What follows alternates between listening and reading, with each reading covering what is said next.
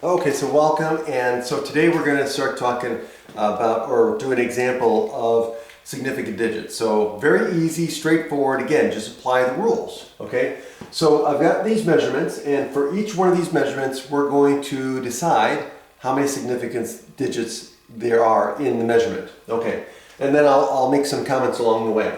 So here we've got 84.2 RPMs. So this would have three significant digits. They're all non-zero digits, so they're all significant. So this would have three significant digits.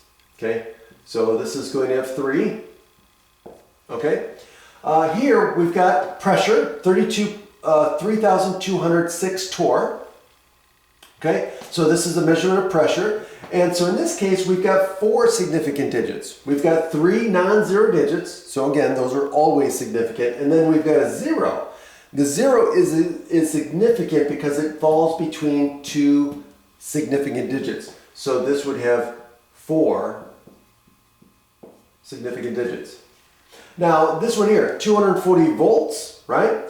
So this would have two significant digits. Why? Well, we've got the two non-zero digits here.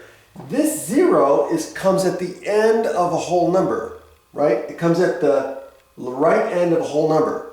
It is not significant. Zeros that come at the end of a whole number are not significant unless they are indicated as being significant with an overbar.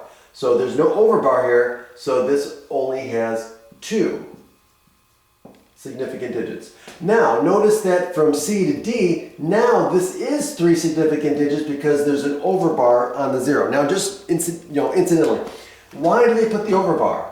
Because of the fact that if we don't have an overbar, the rules tell us that we do not count this as significant digits. But what if they are measuring? What if it came out to 240 volts exactly?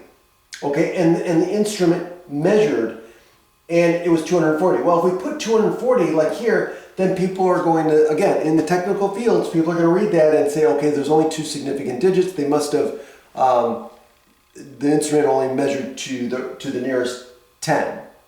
Well, if we put the overbar, that tells our audience or the person reading the number that, okay, the instrument measured to the nearest volt. Okay, and it came out to 240 volts exactly. Okay, so in this case here, this is going to have three significant digits.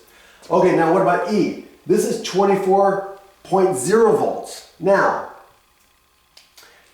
in this case here, we have three significant digits, the two non-zero, and this zero is important because this is telling us the instrument measured out to the 10th place. So this is a significant zero. This zero is significant, right?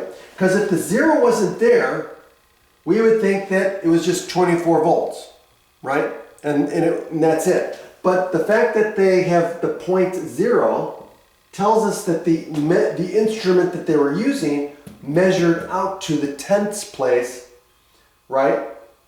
And so that zero is significant. So again, remember the rule. If zeros that come at the right end of a decimal number are significant. So this would also have three significant digits. Now, for the last one here, we've got 0.024. In this case here, we've got these two significant digits, which is two, right? Two non-zero digits, so those are significant. But these two zeros are not significant because remember, zeros that come at the right, zeros that come at the left end of a number, any number, are not significant. Okay? And so in this case here, there are two significant digits. And we're done. Have a great day.